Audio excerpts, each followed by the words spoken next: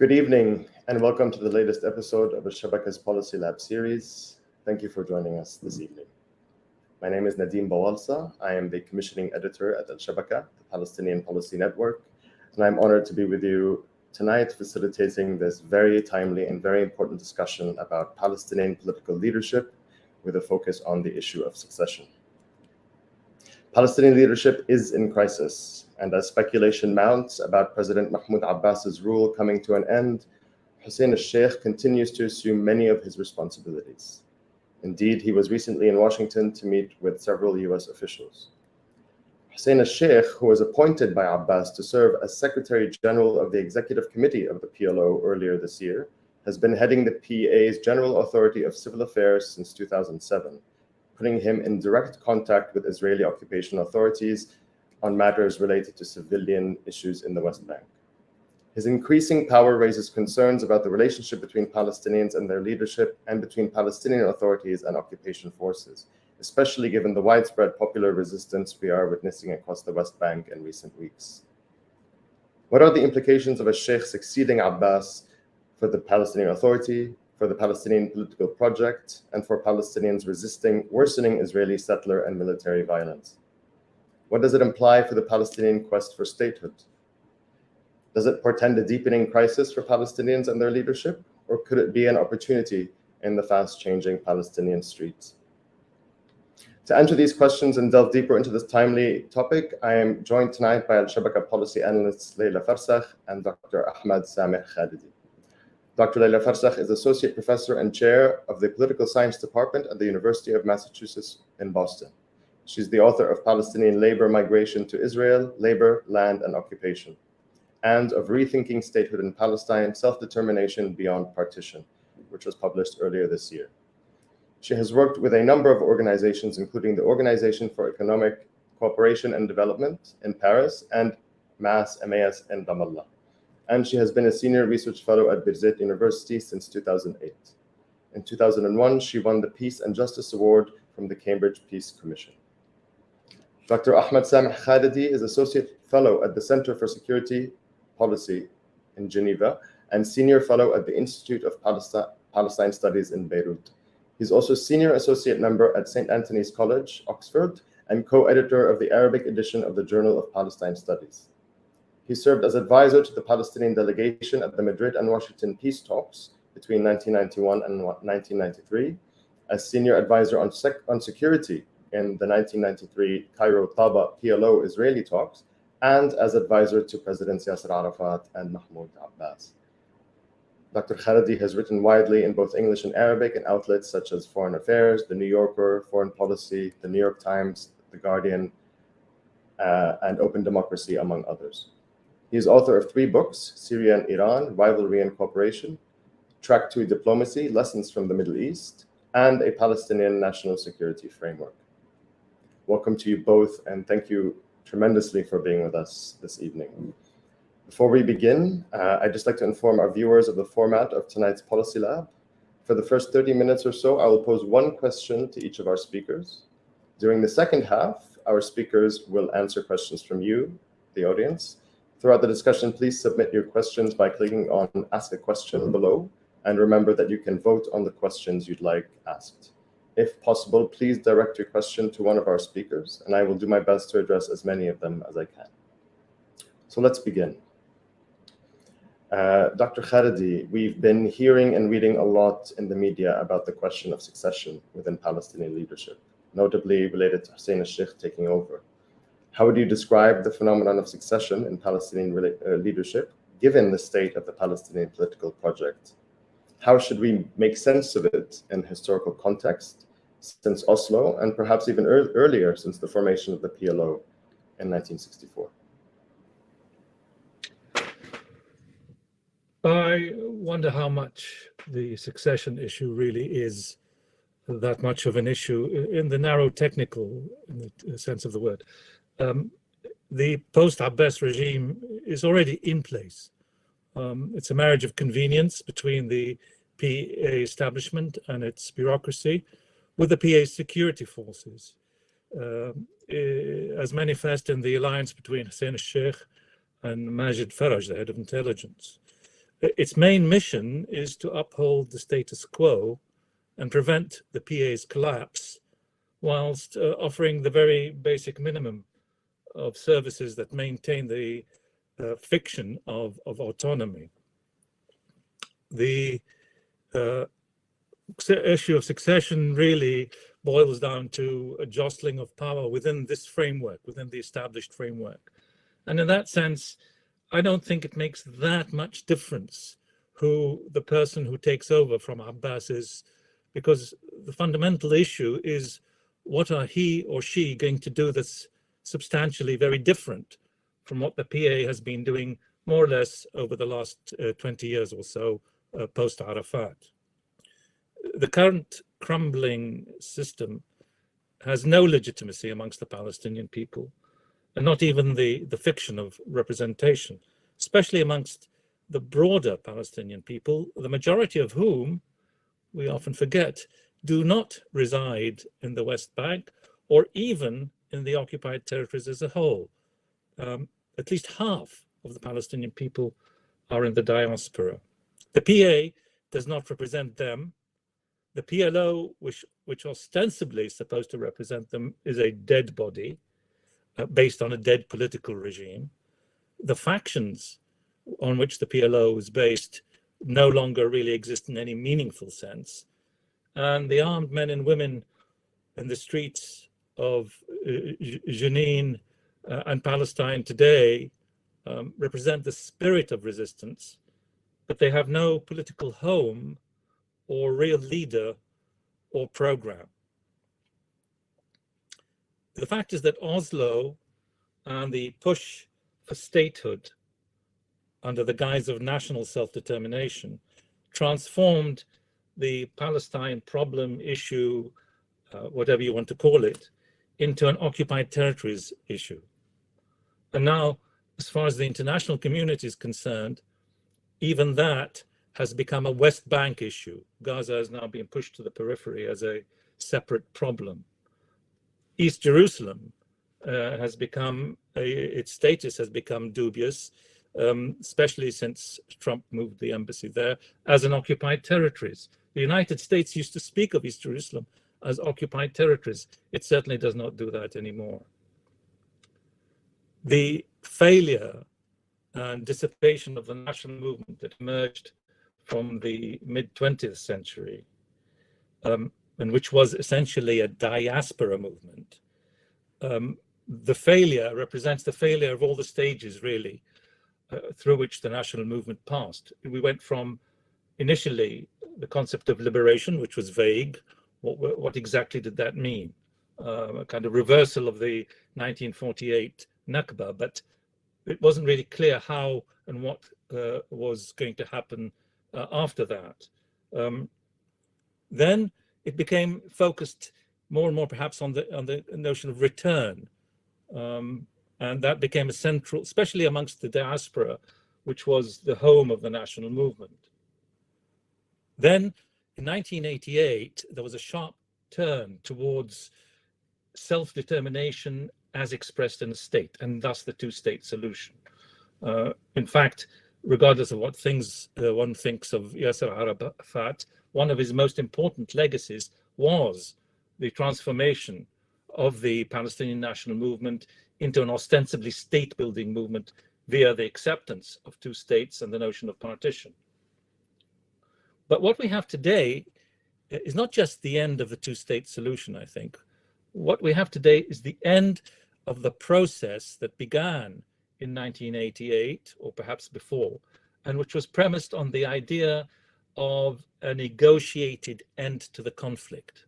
In other words, that at some stage, the two sides would sit down together, sign a piece of paper, and that piece of paper would proclaim that the conflict between Palestinians and Israelis was over, end of conflict. This phase has ended as well. There is no foreseeable circumstance in which there will be a return to negotiations and in which that negotiation, or those negotiations, will end in a comprehensive settlement which ends the conflict. There may be a piece of paper signed, and I think it would be foolish to suggest that there's never going to be any signature on anything, but that won't end the conflict. And it won't represent the kind of historical compromise that I think the fathers of the national movement, especially Yasser Arafat, had in mind. Instead, what we have is what more and more people, I think, recognize today is as the one-state reality, the, if you want, OSR for short. And whether it's desirable or not, I don't intend to debate that at the moment, but we can argue, or we can talk about it in the latter half of this conversation. What is the reality is that on the ground, things are happening in the entire land between the river and the sea. There is one dominating force that controls all the basics of daily life, the land borders, the seas, the airspace. In this political space, one people is dominant and the other is dominated, although there is demographically a balance of around 6 million between the two. The economy is that of one state with one currency, one labor market, one tax collector, one customs office, one regulatory authority. 200,000 Palestinians work in Israel proper and the settlements. 750,000 settlers live across what used to be the 67 borders. 250,000 in East Jerusalem and 500,000 in the West Bank. The settlers in the West Bank and East Jerusalem today constitute about a third of the population of the West Bank as a whole, which, by the way, is the same ratio of Arab to Jew as there was in Palestine in 1948. Rather than separation, which was the basic concept of two states, what we have today is an integrative dynamic, and which, in my opinion, for the moment, at the very least, and for the foreseeable future, is the prevailing one. 20,000 residents of East Jerusalem have applied for Israeli citizenship, have got Israeli citizenship, in fact. 15,000 students in East Jerusalem are studying the Israeli curriculum today. The Green Line has been abolished both ways. We talk about the way in which settlement has abolished the Green Line, but the Green Line has also been abolished in the opposite direction. The Palestinian citizens of Israel buy and sell products in the West Bank. The Palestinian economy on the West Bank has two factors in its favor, in fact. The Palestinian laborers in Israel and the settlements, and the economic activity of Palestinian citizens of Israel, each accounting for about 15 to 20% of the Palestinian economy. The real question, in my mind, has less to do with Abbas's succession. As I said, I don't see who's going to take over, who's going to do anything very different from what Abbas has done. The much more important and broader question has to do with what does the one-state reality entail and how to address it. Just for example, let's look 20 years ahead. In about 20 years' time, the Arabs and the Haridim in Israel will be about 25% each of Israeli society. 50% of Israeli society will be constituted by Arabs, Palestinian citizens of Israel, and ultra-Orthodox Israeli Jews. Does this portend a kind of move towards Muslim-Jewish theocracy in Israel? Because in many ways, both these peoples, or both these representatives of their respective currents, have very much in common in terms of their cultural and sociological views of society. Regardless of that particular fact, the underlying dynamic will create new political realities. But we don't have the tools today. We have the old toolbox for a new reality. Our official language, I'm talking about the Palestinians, remains frozen in time. We speak as if we were still in 1972 rather than 2022. I think that the tools will emerge from the reality rather than the opposite. Well, there is always a dialectic relationship between the two. And what we can say now is purely conjectural and will necessarily shift with circumstances as they shift. It would have been very hard to predict in 1959 when Fatah was established where that movement was going, especially had there not been a 1967 war, which was the impetus that recreated the Palestinian national movement. There is always the big event that we cannot foresee. But what is important, I think, in terms of what we can deal with as concepts is the need to rethink what national self-determination actually means. Leila Farsakh did an excellent job in her book, Rethinking Statehood in Palestine. And those of you who haven't seen it or read it, I strongly urge that they do. We need a new language which translates or allows us to transform the one-state reality into a new national space for the Palestinians. And this is not something that we're going to negotiate over with the Israelis. This is something that we have to address ourselves.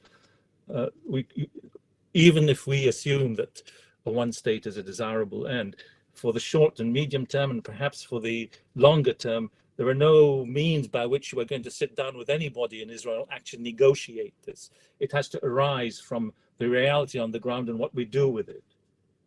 I'm no political genius or soothsayer. It's probably obvious from what I've said so far.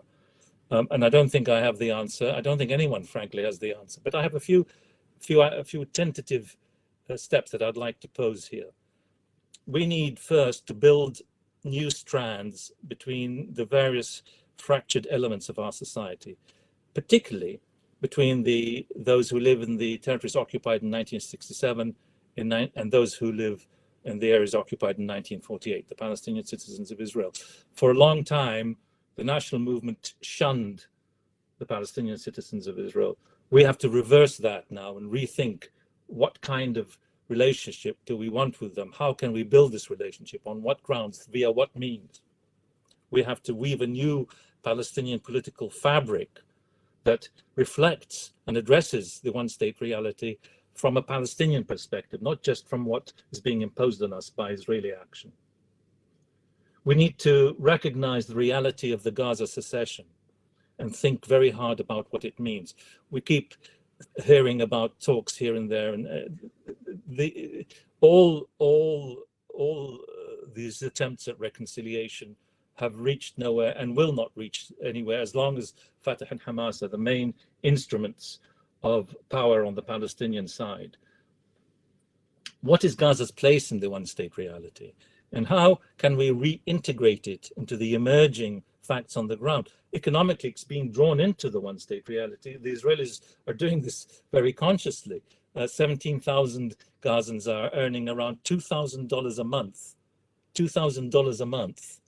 That's almost half the annual GDP per capita of the Palestinians as a whole. We need to recreate a pan-national umbrella that reconnects the diaspora to the Palestinians who are living on their land. We need a new PLO that speaks for the Palestinians of the first decades of the 21st century, not of those of the mid-20th century, the old PLO. The old PLO expressly forbade the notion of partition, and yet the whole Palestinian program since 1988 has been built on the premise of partition. How can this be possible? The PLO today is meaningless as far as the vast majority of Palestinians are concerned. We have to think anew about a body that represents us all, not just one sector or one faction. And perhaps most important, we need to revise the notion of self-determination as state, as statehood. Not because it's a bad idea, but because there's no conceivable circumstance in which we're going to get the kind of state that is agreeable to us.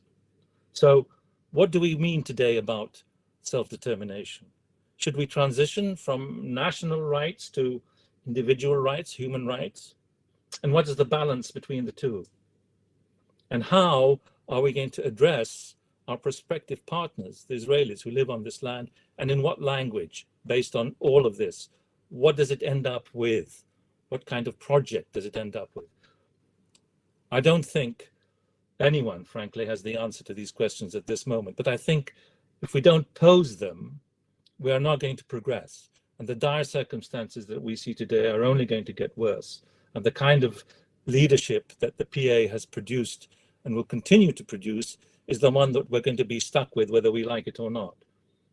The basic thing is to start asking the right questions. And if we don't answer them, the reality is going to answer them on our behalf. Thank you. Thank you very much, Dr. Khalidi. I think it's very helpful to have ended on the note about statehood. This transitions us quite effectively to the question for Dr. Farsakh. Dr. Farsakh, earlier this year, you published an excellent book on rethinking Palestinian statehood beyond partition. We know that the two-state solution is dead, and with Palestinians increasingly regaining the reins of resistance away from their leadership, what does al-Sheikh taking over suggest for the quest for statehood, if we were to talk about succession within statehood? Are there any opportunities that could come as a result of the resumption of the status quo under al-Sheikh? Yeah, thank you very much for your question. Also, thank you, Dr. Khalidi, for ending with a summary of my book, Rethinking Statehood of Palestine, of what it tries to do precisely, like how do we need to redefine self-determination given the collapse of the two-state solution and the fact that we exist in a one-state reality, as you accurately described it.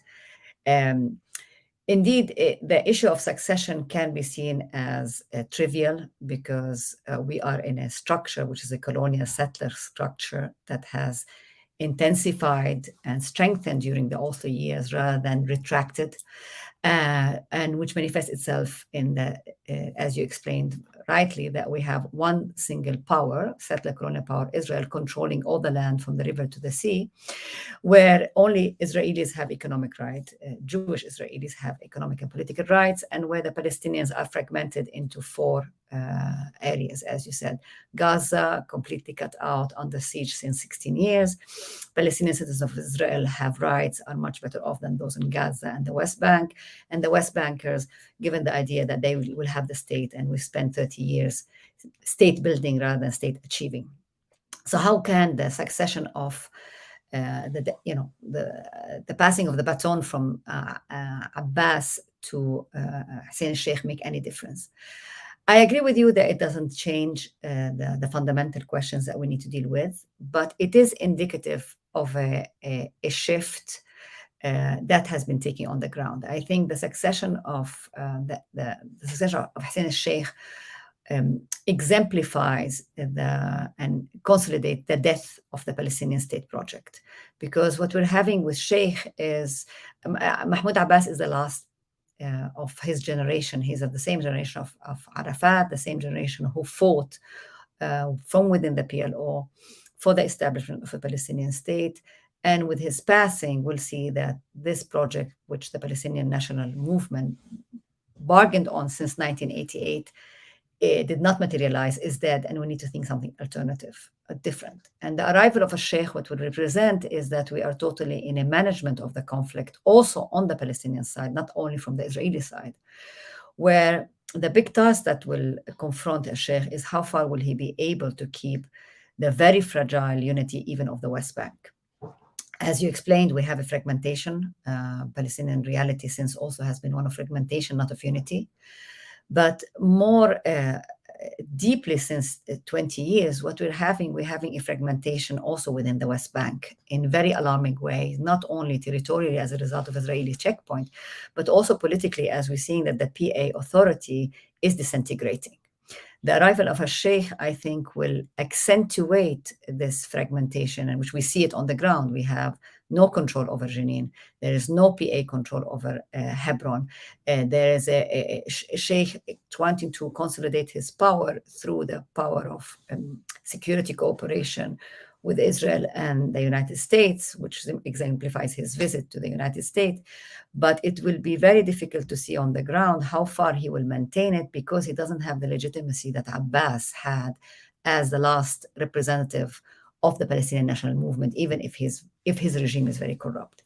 So I do see, the arrival of a Sheikh will not solve any problem, but I do see that his arrival is, or succession, is indicative of the collapse of the Palestinian state project and the need to think of an alternative. And in a sense, what we see on the ground consolidate this vision and exemplifies how Palestinians on the ground are done with the PA. The Palestinian Authority legitimacy is in shatters. We see that with the emergence of the Lion's Den. We see that with what's happening over the past 2 weeks in terms of division within the Palestinian security apparatus. We have armed resistance emerging from people who are within the security and even intelligence apparatus of the PA. This is an indication that the institution of the Palestinian Authority is collapsing, or if it's not collapsing, it is disintegrating. And add to that, we're having incredible Palestinian resistance, civil rights resistance emerging and building on what has happening over the past 2 years. Last year, we had the Unity Intifada, which was indicative of a new way of mobilization and a new way of emphasizing the unity of the Palestinian people and the unity of the right to self-determination. That self-determination doesn't mean statehood. Self-determination means political existence and the right to exert political rights. We said that with the unity of this Intifada, where we saw a solidarity between Palestinians inside 48, Palestinian of West Bank, Palestinian of Jerusalem, who initiated the Intifada, and the Palestinians of Gaza. And today what we're seeing again, Asyan Madani, civil disobedience in Shafat and Anata. This is very impressive. It's again showing how Jerusalem is becoming again focal to the Palestinian struggle. Jerusalem that has been forgotten over the past 25 years, 30 years with Oslo. And the reverberation of what's happening in Jerusalem is having echo in the rest of the West Bank, whether it is in Hebron, whether it is in Nablus, which has been under siege now for 11 days, in Jenin. So all this is indicative that we're having a discursive shift, which is very important. A shift away from statehood is not the solution, is the content of the state that will matter. Talking about a state that is going to be corrupt or compromised, like the state that Abbas and Hussein al-Sheikh will want to promote and maintain, is no longer acceptable to the majority of the Palestinian. It is viable and to the benefit of certain economic forces, but the overwhelming majority of Palestinians are no longer interested in a corrupt state, and they are very much emphasizing their political rights. So to the question of that Professor Khalidi posed, how do we redefine self-determination today? How do we exert our, is there a shift going to go from a national rights to human rights? I think we already also went beyond that. Human rights discourse has been very dominant since the Second Intifada, an emphasis of Palestinian human rights. And there is all this discussion about what is the relationship between collective and individual rights. The discourse of right is very central because I think it marks the shift away from believing that once we have a state, once we affirm national right, we're going to have individual rights. This thesis or this argument that was very central to the 20th century had proved its collapse by the 21st century. We've seen it not just only in Palestine, but also in the region. The Arab uprisings, the uprising happening now in Iran, are again, all the one that happened in 2009, are all affirmation that we have a whole new generation who are talking about political rights as part of national rights, not after national rights, that individual rights are part of collective rights, and the role of the state is protect its citizens and be accountable, rather than in the name of protecting national unity can suppress individual political rights. So I think this shift is very important and is happening under our eyes. I wouldn't do a differentiation between political individual rights and national rights. We're still talking about political rights for everyone. And this definition of political rights for everyone is difficult to politically translate in the 21st century, because we're talking about how do we unify all the Palestinians in the diaspora as well as in Palestine. That's a very important point. And secondly, as you rightly mentioned, and as I discussed extensively in my book, this edited volume, is how do we talk about the right of others, namely the right of Israelis, in a future, in turning the one-state reality into a one-state, democratic, free state. I think the challenge here is twofold, and I think the youth on the ground are showing us their attempt to articulate it and define it. One is the Palestinian insistence on the ground on the unity of individual and national rights. People demonstrating in Shafat, the civil disobedience in Shafat, the military attacks in Nablus or in Jenin, everybody is talking, we are Palestinians and we want to have freedom. We want national liberation. We are one people. So that's something very important. How do we do it translated politically is the challenge. And it's a challenge because we don't know how to revive the PLO. The PLO is an institution, as we know. It was created, as you remember, by the Arab League in 1964, but it was completely revolutionized in 1968 when the Palestinian factions, Fatah and Popular Front, took over the leadership of the PLO. So the PLO was already gutted once. It can be gutted again. It had new blood in 1968. It did amazing things in the first 10 years of its existence. When we think about how Palestinians went from oblivion, international oblivion in 1967, to being recognized as a legitimate national liberation movement and admitted into the UN in 1974, in other words, only in a 7 years period, it was amazing success. So the PLO is an important institution that represents all Palestinians, but it needs to be revolutionized. How is this going to happen? There are lots of groups who are trying to discuss it. There are lots of calls to hold elections. There has been lots of work done.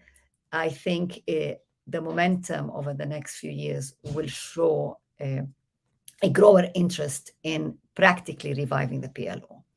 The second issue, which is also much harder, is what is the political agenda we're going to propose and who's going to propose it. In my view, it has to be proposed from within the PLO, which means that we need to have new election for the PLO. This is feasible. We've seen people doing elections from Sweden for people who are in Bosnia or in Turkmenistan. You can hold elections for a new national, for reviving the PLO. The question is who wants to do the trouble work of organizing such details and how to organize that with the different representative authorities we have or we don't have. The second problem, the second issue, which is pressing on us more than ever, is redefining our national project. In other words, how do we go from the one-state reality to a one-state viable solution? And I think there are lots of efforts on the ground where people are thinking about that, trying to articulate that. The youth talks today about the right to be free, more about than the right to have a state. And when they talk about freedom, they talk about freedom from oppression, freedom from occupation, freedom from settlers, but also freedom from corruption and freedom from PA oppression. So the two are interlinked together. Now, how can we articulate this new project? I think it is happening. I like to use this metaphor of saying the old is dead, but the new is still germinating, but it will be born because we see various elements and we see, if we just judge on what happened over the past 2 years, we see cumulative effort and expansion of Palestinian resistance and also expansion of a new language, this discursive shift I'm talking about, where people are talking about national and political rights, individual rights, as not just focused on a narrow nationhood, but rather as entailing democratic representation at every level. So if somebody were to ask me practically how do we go ahead, I would say it's very important to hold elections at every level of where the Palestinians are. Even with Hussein al-Sheikh coming to power, the best thing the Palestinian can do, insist of having municipal election, insist on having parliamentary election, insist on holding the president accountable, even if he is, with very limited authority. I think that's very important. The question of Gaza has to be included in, and this will only happen through elections. I mean, the reason why the elections were canceled last year was precisely because of a fear of Hamas gaining power. We cannot continue to live in this fear, and I think Hamas is very aware of it. So there are practical things we can do, and which are happening and costly, whether it is to call for election, whether it is to resist on the ground, whether it is to define the conflict as it has always been, a settler colonial conflict, that the only way to solve it is not to manage it, but to decolonize. And decolonize Palestine, it means tackling Zionism, but also tackling colonial relationship and how to decolonize colonial relationship. And how to emphasize the Palestinian right to self-determination is not answered in a corrupt state. it is only fulfilled in a state that it guarantees the right of everybody to equality and dignity and freedom. So I'll stop at that because I'm sure there will be lots of questions and we'll see where we're going to go from it. Thank you. Thank you, Dr. Farsakh, and thank you, Dr. Khalidi, again for this engaging conversation. I'd like to get to some of the questions from the audience. We've had a few already. One of the most, I would say, timely questions to ask to Dr. Khalidi is in regards to the recent reconciliation agreements in Algiers between the different political factions, Palestinian political factions. There has been a pledge to hold parliamentary and presidential elections within the next year. Do you believe that this might have any lasting impact regarding Abbas's succession plan and al-Sheikh's reign?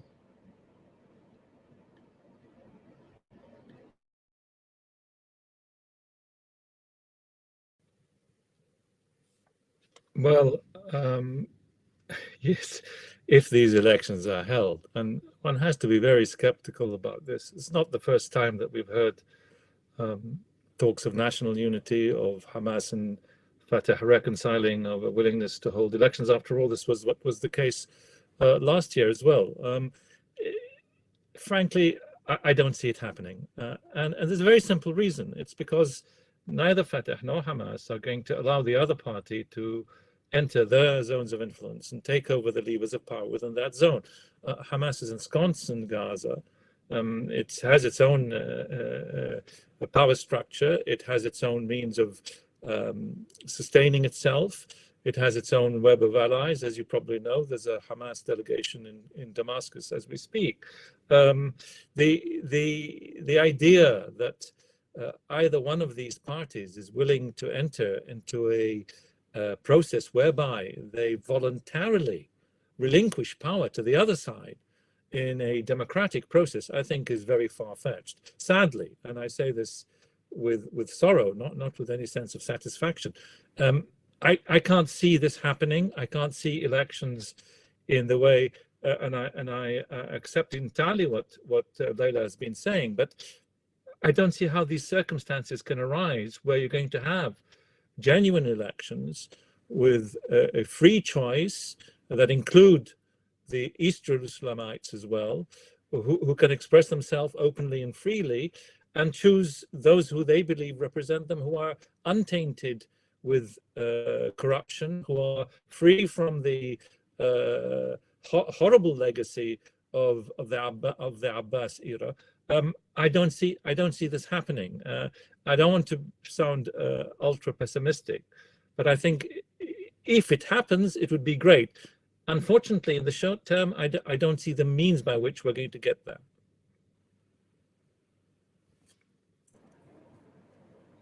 Dr. Farsakh?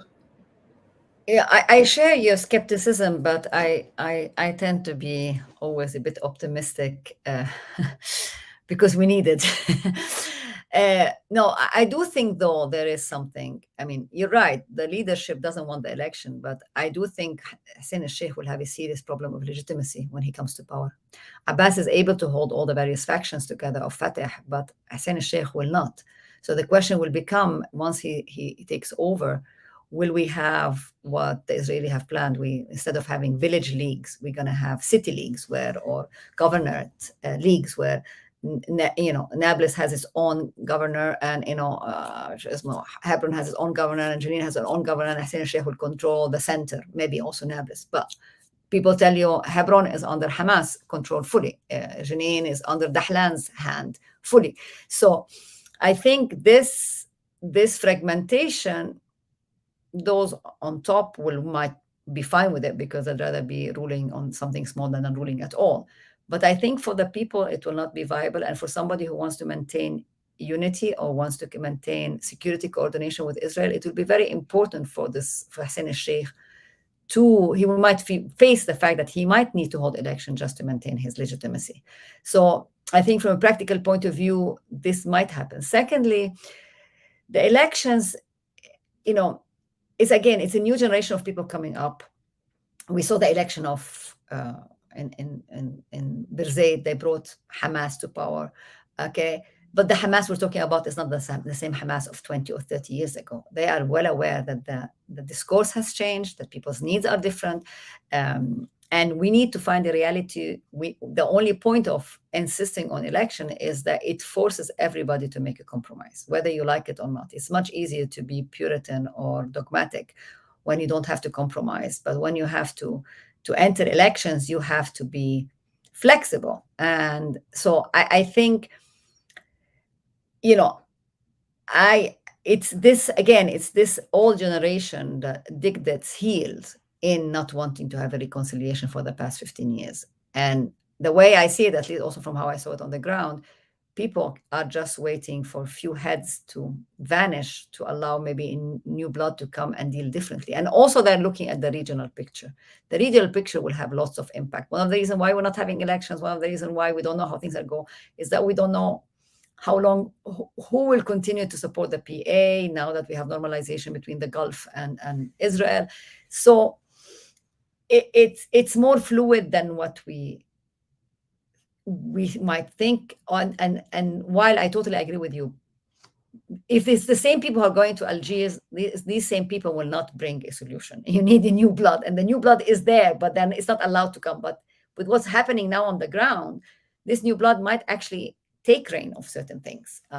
We just do not know when, but I can't see it being sustainable in the long run, because, as you know, Israel has tried over the past 30 years to fragment the Palestinian question and kill it.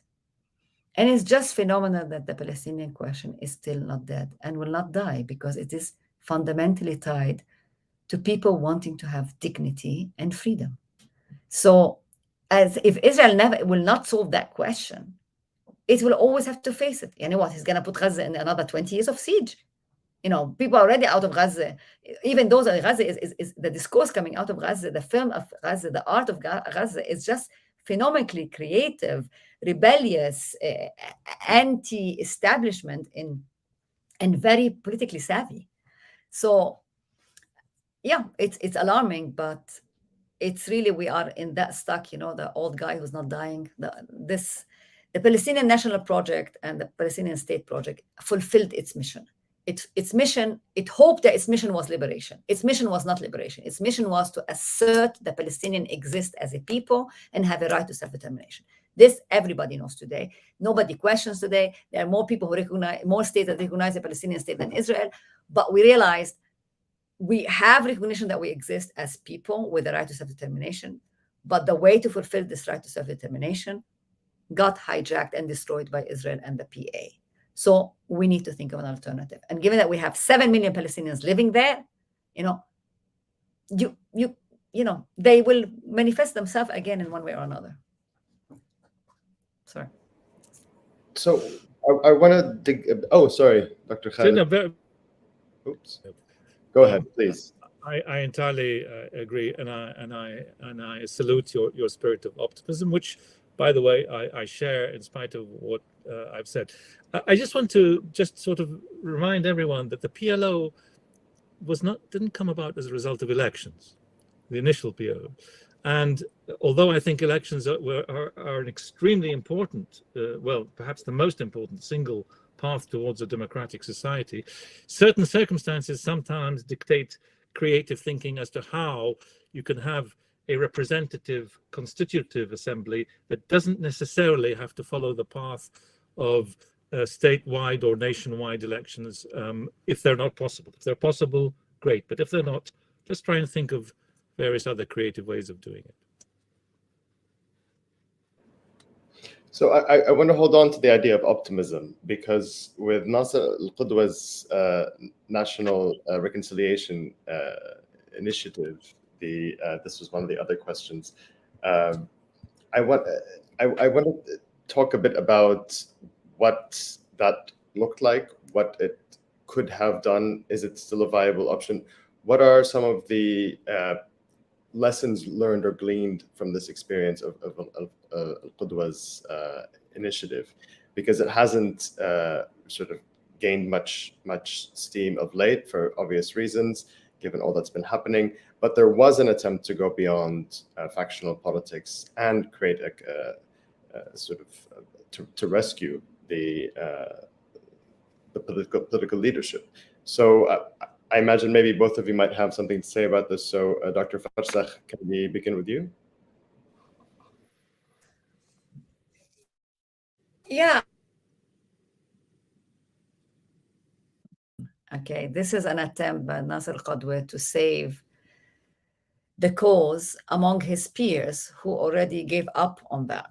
I think also the political economy, the vested interest is what's going against the viability of a reconciliation. So unless you cut the money going to sustain Hamas and sustain the PA, you're not going to get any change in the PA leadership.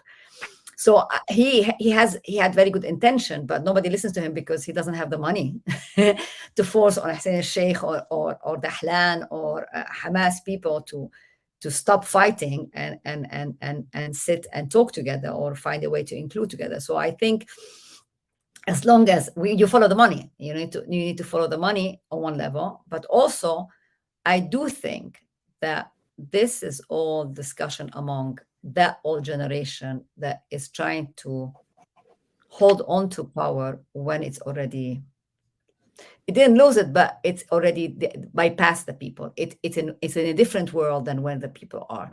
And from what I see on the ground, actually, when we see these young resistors, these people, young people on the street, when we think that 50% of our population in Palestine is under the age of 25. So these people don't represent, they have power, yeah? We don't need election, as you said, but power, even if you don't have election, you need legitimacy. And these people lost legitimacy. And how on earth you're going to establish legitimacy is the core issue. So the PLO doesn't need legitimacy, did not always have election, but had legitimacy. And the legitimacy came when the PA when the Fatah and the Popular Fronts took over, because they proved the resonance with the people after Al-Karame. So I do think elections today are much more important than they used to be in the past, because we live in a world which is much more interactive, much more open, much more. We are also much more disenchanted. It's a generation that you cannot fool it, or it's much harder to believe that today, like 1968 or 70, is that liberation. Once we establish a state, we're going to have freedom. People today are much more cynical of that, and it became the local is political. Politics is not just at the higher level. Is if at the base we're not democratic, we cannot be at the national level democratic. If we're not democratic in our schools, if we're not democratic and inclusive in our parliament, if we're not democratic and accountable in our municipality and local government, we're not going to be it at the national level. So I think that's where the discursive shift and the vision on things is more important. It has changed. Nasser is one of the very few representatives of the old regime who still maintains in the public eye an image of integrity and genuine commitment. He's not been touched by allegations of corruption. And of course, he has some of the royal line, if you want, from Yasser Arafat. I think his main problem, frankly, is that he's a staunch and unequivocally committed two-statist. And the problem is that, as I think we all agree, the time for that kind of two-statism is well past. And so it's fine wanting to bring people together, but if you don't bring them together towards a viable political project, or at least it looks like it's viable in the eyes of the people, you're not going to get very far. So I don't. Besides, the fragmentation and the competition within Fatah is so fierce that his prospects of being accepted by his peers have also receded, because he's been seen to be going in a different direction as the established order under President Abbas. I was struck by something which Leila said that has to do with elections and legitimacy, and is a bit kind of has to do with what we were talking about before. You can have elections that don't produce legitimacy, and you can have legitimacy without necessarily having elections. And I think in our case, someone like Arafat had legitimacy, and he only had elections when he came into the occupied territories. He never had elections and was never tested in any real electoral process. Yet he had undoubted and unquestioned legitimacy. So in our society, in our political system, the two don't necessarily go together. Maybe they should. Maybe in the future they will. But I think we can separate one from the other and see how you gain legitimacy. You used to gain legitimacy through your history of struggle. This was how you gain legitimacy. And also what you gave in. I mean, I think, okay, PLO did not have regular elections, but it had a pluralistic system. Come on. That's right. Of course. Arafat had to compromise. The whole idea is that to be representative. Absolutely. Yeah, so I think you're right. But today we are in a context and in a language. Yeah. I mean, nobody did elections in the 1950s and 60s. The whole discourse of the 1950s and 60s was national liberation and defeating of colonialism, also regionally. Like if you talk about Syria, Lebanon, Abdel Nasser, who wanted to have elections in the 1950s and 60s? Everybody wanted to be Abdel Nasser. But I think now that nobody believes in a savior anymore. We saw that there is no saviors. We thought Abdel Nasser we thought Arafat is a savior. They're no longer savior. We have to be accountable to one another. Otherwise, we are not going to be saved. It's as simple as that, or we're going to be oppressed. So I totally agree with you. The elections, and also an election can be, manipulated. Election is not the issue. Election is a means. Okay. Yes. The core issue is legitimacy, and legitimacy can come in various ways. But why Arafat had legitimacy is because he was a man of the people. He was among them, and he knew how to make compromise. He would have never allowed that division with Hamas to take place, if he never, he killed Hamas people, so it's also this political wisdom, how do you navigate? And we lost this wisdom because everybody is just in Hussein al-Sheikh or Dahlan, all that. Everybody is thinking about his little niche and how to maintain his power. Power has been associated just with military power, with repression. And repression never gives you long-term power. Okay, it gives you fear, but doesn't give you legitimacy. And especially when you are in this decaying situation. So we'll have to wait and see, but I totally agree with you. Yeah. I'd like to take us a bit away from elections and talk about the Palestinian street more directly. Leila, you were recently in Palestine, and you witnessed dramatic transformations at the popular level. Certainly, the idea that new generations of Palestinians that are so far removed from any of the old guard of Palestinian leadership are the ones leading the new wave of resistance. You also, in your book, talked about the Palestinian citizens of Israel and what they can contribute, or what they should be doing in terms of leading the new national project.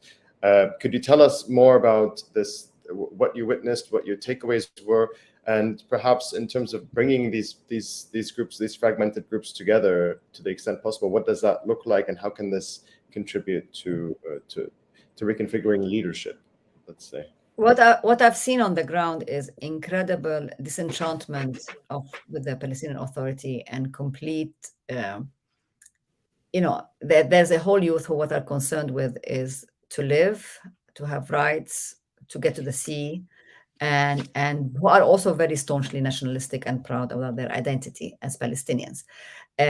What is very important is that we see much more women in every sector of society, women more vocal, women more daring. There's challenges of the old traditional way of looking at things. We can see that from the fact that the divorce rates, for example, are much higher than they ever used to be, which nobody would, think. It's not that it's a positive or a negative thing, but it's an affirmation of independence of women and assertion of a certain, presence and defend of rights. And there's incredible organization among the youth at every level, whether it is in the village, whether it is in the school, whether it is in the camp, whether it is, people organizing and to maintain their identity as Palestinian, but also to look after themselves and to defend their rights, but also in challenging the PA, which we've seen now is manifestation with what's happening on the street, whether it is in Jerusalem or in the West Bank. I mean, I'm just very impressed that every day I mean, it's tragic, all the people who are being killed. Like, we already have 111 Palestinians killed since this year, at the beginning of the year, as a result of settlers' incursions and Israeli attacks. But the Palestinians are still keeping at it. So that's very promising. Now, I also think the role of the Palestinian citizens of Israel is central in this juncture of the Palestinian history. The refugees took the lead of the Palestinian national movement in the 1960s, 60s and 70s, and rightly so. And they got us to affirm our right to self-determination, and Arafat's dream, of that generation's dream, was to return. The second phase in the Palestinian national movement was what the leadership was taken by the West Bankers in Gaza, okay? And I think, and they already did the role, also failed in the role, but I think now we are at a juncture, the Palestinian struggle is at a juncture where its leadership most likely is going to come from inside 48, or at least the Palestinian citizens of 48 show the way. Because if we move from a two-state solution to a one-state solution, if you're talking about the solution to how do we affirm our right to self-determination is by establishing a democratic state that protects collective and individual rights of everybody living on the land, then the best who can talk about that, or can articulate how do we talk about the right of Israelis or not, how do we defend Palestinian rights, how do we establish such a state, are the Palestinian citizens of Israel. And we've seen their central role, particularly in last year in the Unity Intifada. They played a very important role in resisting Israeli colonialism, in resisting Israeli oppression, and in knowing how to use Israeli legal and tools to challenge Israel on its own terms. And that's something very important, because it tells you that after 75 years, these Palestinian citizens of Israel still consider themselves Palestinians, are more vocal, are more assertive, and are fundamentally democratic.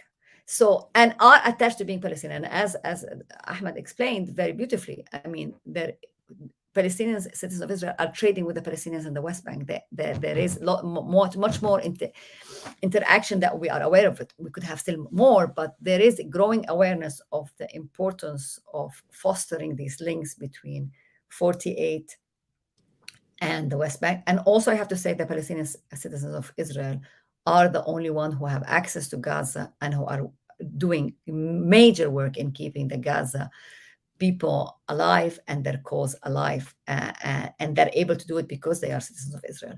So I do think they have a central role to play, and with everybody else, of course, but they can give us the language, and they can help us also articulate the challenge and how to overcome it. Yeah. Thank you, Dr. Farsakh. Dr. Khalidi, in terms of representation at this point, I would like to ask, perhaps in the last 3 minutes or so, in the initial question, you mentioned that the PLO is sort of obsolete at this point in terms of its initial role.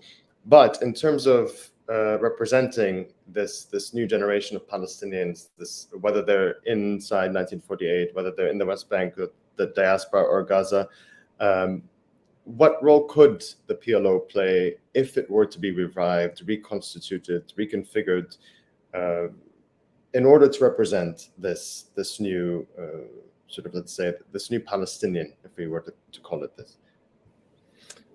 Leila pointed out something that I think has been evident for some time, which is the role of the Palestinian citizens of Israel as the vanguard, perhaps. In fact, today, they're probably the only really organized, although there are differences between them, but they're the only really organized Palestinian political force. And in the past, the PLO, as it was structured, actively excluded this vital and today perhaps most important sector of the Palestinians. So one element that we have to think about is any new body, any new constitutive body that represents the Palestinians as a whole has to include representation of the Palestinian citizens of Israel, because their struggle is the struggle of the future. When they talk about a state for all its citizens, they are effectively talking about a one-state solution. This is what it means. What does a state for all its citizens mean? It means that everybody under the state has equal rights, which is what the direction in which the one-state reality, I think, is taking us, whether we like it or not. So the PLO, in my opinion, in its old structure, in its own format, in its old. We have a PLO mithaq, the charter, which hasn't changed, which we abolished a number of clauses from and never replaced. This is shameful, in my opinion. We can't and we talk about it as a representative body. It can't be representative unless what it represents actually authentically reflects the will of the Palestinians everywhere, and that has yet to be done. I just want to end on a positive note, because I think Leila laid it out. I think we have so many positive elements amongst our society. Women in particular, the growing role of women, the extraordinary resilience of and imagination of the people of Gaza, the struggle and the readiness to sacrifice amongst the young people on the streets in the occupied territories, the fact that Palestinians everywhere, their identity is not dissipating. If anything, it's getting stronger in spite of all the circumstances. These are all sources of strength. And although the dire circumstances that we face today may seem like an enormous obstacle, in many ways they are, we do have all these resources at our disposal. And I personally, even at my advanced age, still have hope that this struggle is going to take a new form, which will, in the end, give us the very basic things that we need. Essentially, the right to be and to be free. That's what it is. Thank you both so very much. That was a beautiful way to end this discussion. We have run out of time, and so thank you, Dr. Khalidi and Dr. Farsakh, for joining us and for this brilliant and engaging conversation. I absolutely love the organic energy between the both of you. You reminded us that there's so much more at stake than simply talking about succession and who comes after Abbas, and that a sheikh taking over can actually be an opportunity for us to talk about issues that are actually more pressing when it comes to the changing Palestinian street. Palestinians are increasingly charting their own political reality across Palestine and elsewhere, irrespective of the Palestinian Authority, the PLO, Abbas, the Sheikh, or any of the regional powers, or Israel itself. What we're seeing these days in terms of popular resistance in Jenin, in Nablus, in Rafat, in Jerusalem, more widely, and elsewhere in Palestine is dramatic in scope and quality. And to focus the discussion about leadership in the context of statehood vis-a-vis the PLO or the PA or Abbas or Sheikh really misses the larger point of what needs to be happening, what we need to be discussing in order to reconstitute a Palestinian political project that reflects these fundamental shifts in what it means to be Palestinian today and what it means to truly seek liberation. It certainly cannot take place in the offices of Abbas, al-Sheikh, or any of the other members of the old guard. So thank you both so much for sharing these insights. I'd like to thank your audience as well for your engagement tonight and for your questions and thoughts. As always, I'd like to remind our audience that Policy Labs are a crowdfunded program of Al-Shabaka, so we do rely on your continued support. If you're able to donate, please do so by clicking on the donate link that should now appear on your screens. Thank you, everyone, and have a good rest of your day. Thank you. Bye-bye.